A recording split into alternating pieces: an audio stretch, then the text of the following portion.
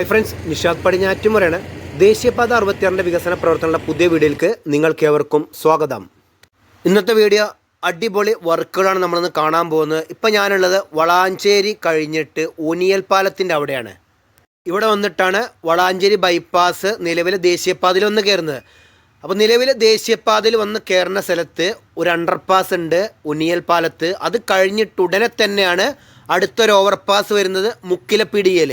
ഊനിയൽ പാലത്തിൻ്റെ അടുത്തുള്ള അണ്ടർപാസിനോട് നിർമ്മിച്ചിട്ട് ഒരു ഭാഗത്ത് മണ്ണിട്ടുയർത്തുന്ന പ്രവർത്തനങ്ങൾ പുരോഗമിച്ചുകൊണ്ടിരിക്കുകയായിരുന്നു. മുക്കിലപ്പിടിക ഒരു ഉയർന്ന പ്രദേശമാണ്. അപ്പോൾ അതിൻ്റെ ഒരു ഭാഗത്ത് ഓവർപാസിന് വേണ്ടിയിട്ട് മണ്ണെടുത്ത് താഴ്ത്തിയിട്ട് രണ്ട് ഭാഗത്തുമുള്ള കോൺക്രീറ്റ് വാളിൻ്റെ പ്രവർത്തനങ്ങൾ ഫുള്ളായിട്ട് കഴിഞ്ഞിരുന്നു. അത് കഴിഞ്ഞിട്ട് ഇപ്പോൾ മറുഭാഗം മണ്ണെടുത്ത് താഴ്ത്തിയിരിക്കുകയാണ്.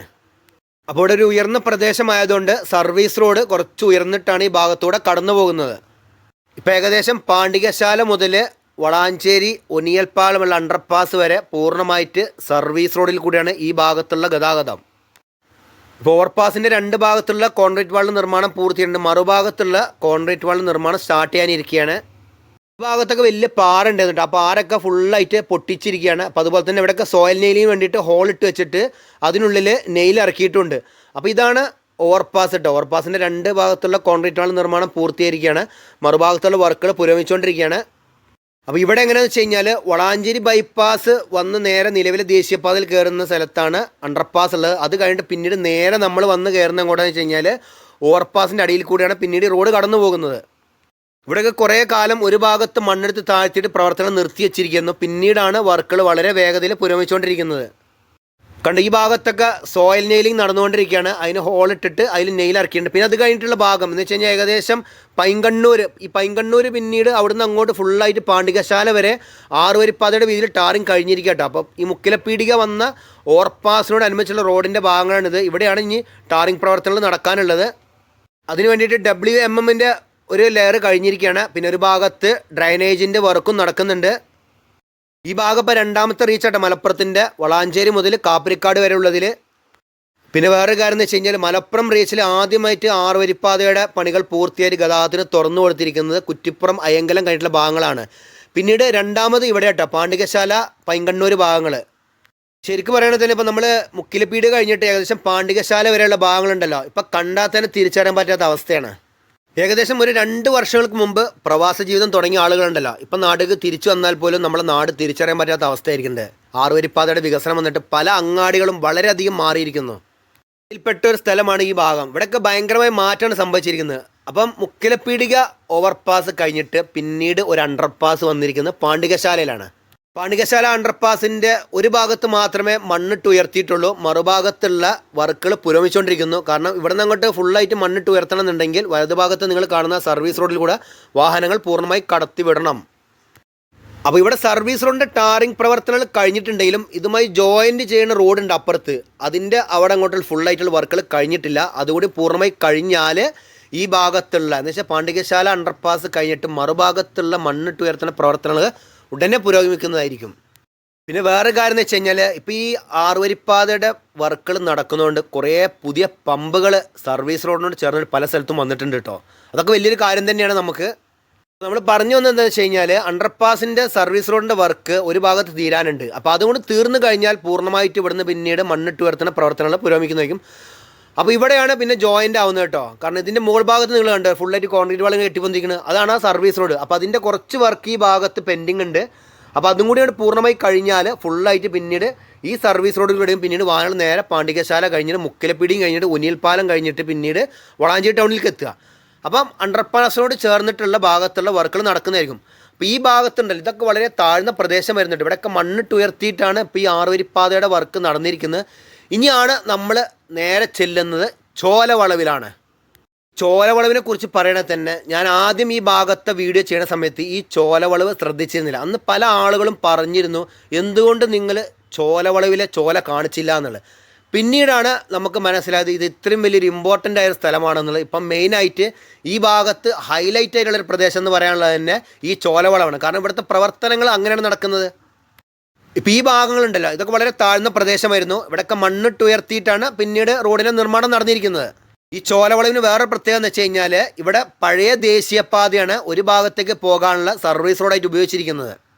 പിന്നെ ഇതിൽ എടുത്തു പറയേണ്ട ഒരു കാര്യം എന്താണെന്ന് വെച്ച് കഴിഞ്ഞാൽ ഇതുപോലെയുള്ള വർക്കുകൾ കാണണം എന്നുണ്ടെങ്കിൽ നമ്മൾ മലപ്പുറം റീച്ചിൽ തന്നെ വരണം. മലപ്പുറം റീച്ചിൽ അധിക സർവീസ് റോഡുകളുടെ ഒരു പ്രത്യേകത എന്ന് വെച്ച് കഴിഞ്ഞാൽ വളരെ ഉയർന്നിട്ടും താഴ്ന്നിട്ടുമാണ് സർവീസ് റോഡ് പോകുന്നത്. അപ്പം ഈ വലിയ വാഹനങ്ങൾ അഥവാ സർവീസ് റോഡിൽ കൂടെ എന്ന് വെച്ചാൽ ഭാരം കയറിയ വാഹനങ്ങൾ സർവീസ് റോഡിൽ കൂടെ പോവുകയാണെങ്കിൽ തന്നെ വളരെയധികം ബുദ്ധിമുട്ടാണ്. കാരണം കയറ്റം കയറി വരുന്ന സമയത്ത് ബാക്കിലുള്ള വാഹനങ്ങൾ ബ്ലോക്കിൽ പെടാൻ സാധ്യതയുണ്ട്. അതാണ് ഈ സർവീസ് റോഡ് ഇങ്ങനെ കയറ്റും ഇറക്കും എന്നുള്ളൊരു കുഴപ്പം. അത് ഈ മലപ്പുറം ജില്ലയിലാണ് ഏറ്റവും കൂടുതൽ കണ്ടുവരുന്നത്.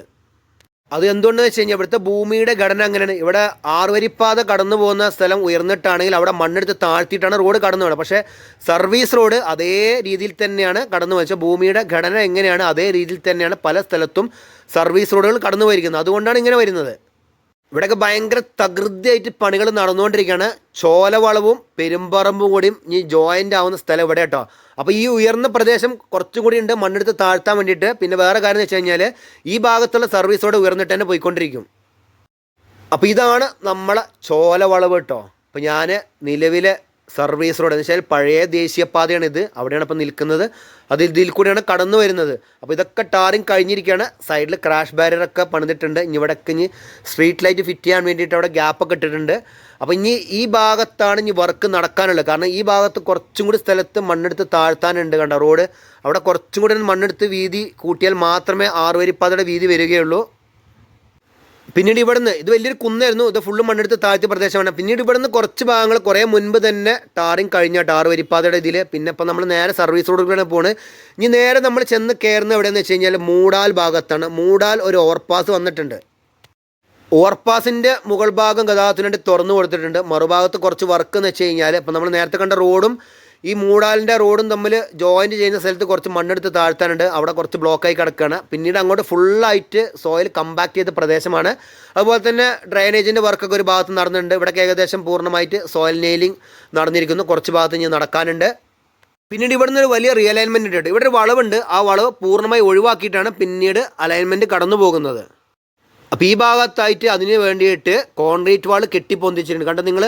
ഇവിടുന്ന് പിന്നീട് നേരെ അങ്ങോട്ട് പോകാൻ ചെയ്യുക കേട്ടോ. അപ്പോൾ പിന്നെ മൂടാൽ ദർഗാ ഷെരീഫിൻ്റെ മുൻഭാഗത്തെ റോഡൊന്നും പൊളിച്ച് മാറ്റിയിട്ടില്ല. അത് കഴിഞ്ഞിട്ടുള്ള ഭാഗത്ത് വലിയൊരു കുന്നുണ്ടായിരുന്നു. ആ കുന്നാണ് ഫുള്ളായിട്ട് മണ്ണെടുത്ത് താഴ്ത്തിയിരിക്കുന്നത്. അപ്പോൾ ഈ ഭാഗം ഞാൻ കുറേ വീഡിയോസിൽ മുൻപ് കാണിച്ചതാണ്. പ്രത്യേകിച്ച് എടുത്ത് പറയേണ്ട കാര്യമില്ല തോന്നുന്നുണ്ട്. കാരണം ഇവിടെയൊക്കെ ഫുള്ളായിട്ട് ആറുവരിപ്പാതയുടെ വീതിയിലുള്ള ടാറിങ് കഴിഞ്ഞതാണ്. പിന്നെ രണ്ട് ഭാഗത്തും സോയിൽ നെയിലിംഗ് കഴിഞ്ഞിരിക്കുന്നു. പിന്നെ നിങ്ങൾ കണ്ട സർവീസ് റോഡ് പോകുന്നത് മുകൾ ഭാഗത്ത് കൂടെയാണ് സർവീസ് റോഡ് പോകുന്നത്. അതാണ് ഞാൻ പറഞ്ഞത്, മലപ്പുറം ജില്ലയിലാണ് ഏറ്റവും കൂടുതൽ സർവീസ് റോഡുകൾ ഇങ്ങനെ ഉയർന്ന പ്രദേശത്തു കൂടിയും താഴ്ന്ന പ്രദേശത്തു കൂടിയും കടന്നു പോകുന്നത്. അപ്പോൾ നിലവിലെ ദേശീയപാത ഇടത് ഭാഗത്താണ്. ആ ഭാഗത്തുള്ള റോഡ് അതേമാതിരി തന്നെ ഉണ്ട്. അത് കഴിഞ്ഞിട്ടാണ് പിന്നീട് വൈഡനിങ് വന്നിരിക്കുന്നത്. ഇവിടെയൊക്കെ കണ്ട ഫുള്ളായിട്ട് ടാറിങ് കഴിഞ്ഞിരിക്കുക കേട്ടോ. ഇവിടുന്ന് പിന്നീട് താഴത്തു കൂടെയാണ്, ഇവിടെ താഴ്ന്ന പ്രദേശത്തു കൂടെയാണ് സർവീസ് റോഡ് വരുന്നത് കേട്ടോ. എന്ന് വെച്ച് കഴിഞ്ഞാൽ ഇവിടെ ഒലീവ് കൺവെൻഷൻ സെൻറ്റർ ഉണ്ട്. അതിൻ്റെ മുൻഭാഗത്തുള്ള സർവീസ് റോഡ് കുറച്ച് താഴ്ന്നിട്ടാണ് പോകുന്നത്. പിന്നീട് ഇവിടുന്ന് അങ്ങോട്ട് പോകുകയാണെങ്കിൽ തന്നെ ഇവിടെ വലിയൊരു കുന്നുണ്ടായിരുന്നു. ഈ കുന്നൊക്കെ ഫുള്ളായിട്ട് മണ്ണെടുത്ത് താഴ്ത്തിയിട്ടാണ് ഇതിൽ കൂടെ റോഡ് കടന്നു പോയിരിക്കുന്നത്. ഇവിടെ ആറുവരിപ്പാതയുടെ ടാറിങ് പൂർത്തിയായി കഴിഞ്ഞിരിക്കുന്നുണ്ട്. ഇതിൻ്റെ ഒരു ഭാഗത്തു കൂടെ രണ്ട് ഭാഗത്തേക്കുള്ള ഗതാഗതം അനുവദിച്ചിരുന്നു ആദ്യം. ഇപ്പോൾ ഏകദേശം ഒരു ഭാഗത്തേക്ക് മാത്രമേ വാഹനങ്ങൾ കടന്നു പോകുന്നുള്ളൂ. മറുഭാഗത്ത് വെച്ചാൽ പള്ളിപ്പടി ഭാഗത്തുള്ള വാഹനങ്ങൾ പൂർണ്ണമായിട്ട് സർവീസ് റോഡിൽ കൂടിയാണ് പിന്നീട് നേരെ ചെന്ന് മൂടാൽ ഭാഗത്ത് ചെന്ന് കയറുന്നത്. കണ്ട് ഇവിടെയൊക്കെ നിങ്ങൾ നോക്കിയേ, നിലവിൽ ഭൂമി എങ്ങനെയാണ് അതേമാതിരിയാണ് സർവീസ് റോഡ് വന്നിരിക്കുന്നത്. ആറുവരിപ്പാത മാത്രമേ ഇവിടെ മണ്ണെടുത്ത് താഴ്ത്തി പോയിട്ടുള്ളൂ. പിന്നീട് ഇത് കഴിഞ്ഞിട്ട് ഒരു ഓവർപാസ് വരുന്നുണ്ട് കേട്ടോ. അവിടെ എവിടെ വരുന്നത് വെച്ച് കഴിഞ്ഞാൽ കുറ്റിപ്പുറം താലൂക്ക് ആശുപത്രി നേരെ മുൻപിലാണ് ഓവർപാസ് വരുന്നത്. അതിനോടനുബന്ധിച്ചുള്ള വർക്കുകളൊക്കെ നല്ല വേഗത്തിൽ പുരോഗമിച്ചുകൊണ്ടിരിക്കുകയാണ്. ഇപ്പോൾ ഈ അടുത്ത ഭാഗത്ത് കാണുന്നതാണ് സർവീസ് റോഡ് കേട്ടോ. അത് കഴിഞ്ഞിട്ടുള്ള ഭാഗമാണ് ഇനി മണ്ണെടുത്ത് താഴ്ത്താനുള്ളത്. അപ്പോൾ ഇത് ഗതാഗതം എപ്പോഴും ഇതിൽ കൂടെയാണ് നടക്കുന്നത്. മറുഭാഗത്ത് മാത്രമേ പള്ളിപ്പടി ഭാഗത്ത് കൂടെയുള്ള സർവീസ് റോഡിൽ കൂടെ വാഹനങ്ങൾ പോകുന്നത്. അപ്പോൾ ഇത് നമ്മുടെ ആശുപത്രിപ്പടിയാണ്, എന്ന് വെച്ചാൽ കുറ്റിപ്പുറം താലൂക്ക് ആശുപത്രിൻ്റെ അവിടെ. അപ്പോൾ ഇവിടെയൊക്കെ സർവീസ് റോഡ് എത്തിയിരിക്കുന്നു. ഇവിടെയൊക്കെ ഡ്രൈനേജിൻ്റെ വർക്കുകൾ നടന്നുകൊണ്ടിരിക്കുകയാണ്. അപ്പോൾ ഇവിടെയാണ് സർവീസ് റോഡിൻ്റെ വർക്ക് കഴിഞ്ഞാൽ ഉടനടി ഈ ഭാഗം പൊളിച്ചു തുടങ്ങുന്നതായിരിക്കും. അപ്പോൾ ഈ ഭാഗത്ത് എന്ന് വെച്ച് കഴിഞ്ഞാൽ കുറ്റിപ്പുറം താലൂക്ക് ആശുപത്രിൻ്റെ നേരെ മുൻപിൽ തന്നെയാണ് ഓവർപാസ് വന്നിരിക്കുന്നത്.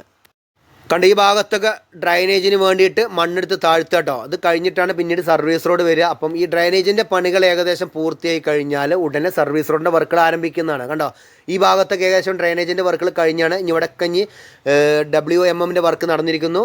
അത് കഴിഞ്ഞിട്ട് പിന്നീട് BMൻ്റെ വർക്ക് നടക്കാനുള്ളതാണ്. കണ്ടോ ഈ ഭാഗത്താണ് ഓവർപാസ് വന്നിരിക്കുന്നത്. ഈ ഓവർപാസിൻ്റെ പ്രത്യേകത എന്ന് വെച്ച് കഴിഞ്ഞാൽ ഈ ഓവർപാസിന് രണ്ട് ഭാഗത്തും നടപ്പാതകളുണ്ട്. ഇതിപ്പോൾ ഹോസ്പിറ്റലിൻ്റെ മുൻഭാഗത്ത് വരുന്ന ഓവർപാസ് ആയതുകൊണ്ടായിരിക്കും ഇവിടെ നടപ്പാതകൾ വന്നിട്ടുണ്ടാവുക കേട്ടോ. പിന്നെ ഓവർപാസിൻ്റെ ഒരു ഭാഗത്തുള്ള കാസ്റ്റിംഗ് മാത്രമേ കഴിഞ്ഞിട്ടുള്ളൂ. മറുഭാഗത്ത് നിന്ന് മണ്ണെടുത്ത് താഴ്ത്തണം, എന്നിട്ട് മാത്രമേ വർക്കുകൾ ആരംഭിക്കാൻ പറ്റുള്ളൂ. ഇവിടെയൊക്കെ പൂർണ്ണമായിട്ട് സർവീസ് റോഡിൽ കൂടിയാണ് വാഹനങ്ങൾ കടന്നു പോകുന്നത്. നേരെ പിന്നീട് മൂടാൽ ഭാഗത്താണ് വന്ന് കയറുന്നത്. പിന്നെ ഓവർപാസിൻ്റെ ഏകദേശം വർക്കുകളൊക്കെ അവസാന ഘട്ടത്തിലാണ് ഒരു ഭാഗത്തുള്ളത്. പിന്നെ ഇതാണ് നമ്മളെ നടപ്പാത കേട്ടോ. നടപ്പാത രണ്ട് ഭാഗത്തുണ്ടെന്ന് ഞാൻ പറഞ്ഞില്ല. അത് കഴിഞ്ഞിട്ട് ഇവിടെ ഇനി സ്റ്റീൽ ബൈൻഡിങ് കഴിഞ്ഞിരിക്കുന്നു. ഇതിൻ്റെ ഷട്ടറിങ്ങാണ് നടക്കാനുള്ളത്. അത് കഴിഞ്ഞാൽ ഏകദേശം ഇവിടുത്തെ വർക്കുകൾ പൂർത്തിയായി. പിന്നെ അതുപോലെ തന്നെ ഈ പണികൾ പൂർത്തിയായ ഓവർപാസിൻ്റെ അടിഭാഗത്ത് BMൻ്റെ വർക്ക് കംപ്ലീറ്റ് ആയിട്ടുണ്ട്. ഇതിപ്പോൾ ഏകദേശം 3 വരിപ്പാതയുടെ വീതി മാത്രമേ ഉള്ളൂ കേട്ടോ. ഇത് കഴിഞ്ഞിട്ട് ഇനിയും മണ്ണെടുത്ത് താഴ്ത്താനുണ്ട് അവിടെ. പിന്നെ ഞാൻ നേരത്തെ പറഞ്ഞിടത്ത് നമ്മളെ സർവീസ് റോഡിൻ്റെ കാര്യം. ഈ സർവീസ് റോഡ് നിങ്ങൾ നോക്കിയേ, ഇതിൽ കൂടെയൊക്കെ ഒരു വലിയ ഭാരമുള്ള വാഹനം ഈ കയറ്റം കയറി വരുമ്പോൾ എന്തായിരിക്കും അവസ്ഥ നിങ്ങൾ ചിന്തിച്ച് നോക്കിയേ. അതാണ് നമ്മളെ മലപ്പുറം ജില്ലയുടെ സർവീസ് റോഡിൻ്റെ ഓരോ ഭാഗത്തുമുള്ള അവസ്ഥ.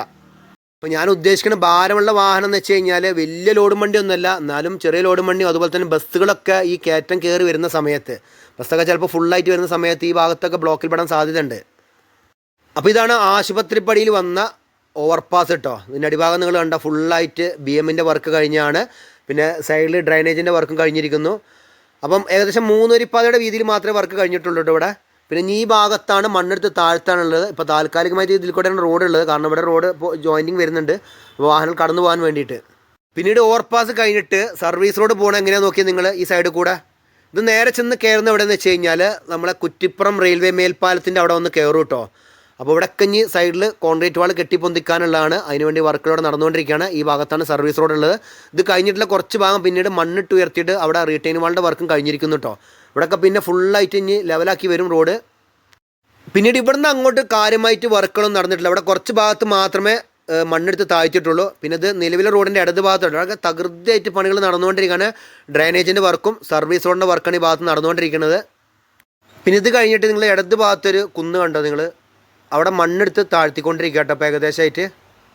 അതുപോലെ തന്നെ ഓവർപാസിനോടനുബന്ധിച്ചിട്ട് വലത് ഭാഗത്ത് ഇതേമാതിരി തന്നെ മണ്ണെടുത്ത് താഴ്ത്തിയിട്ടുണ്ട്. പ്രവർത്തനം പുരോഗമിച്ചുകൊണ്ടിരിക്കുകയാണ്. അപ്പോൾ ഈ ഭാഗത്ത് കൂടിയാണ് റോഡ് കടന്നു പോകുന്നുണ്ട്. അപ്പോൾ ഇവിടെ കഴിഞ്ഞ് ഫുള്ളായിട്ട് മണ്ണെടുത്ത് താഴ്ത്തിയിട്ടാണ് റോഡ് പോവുക.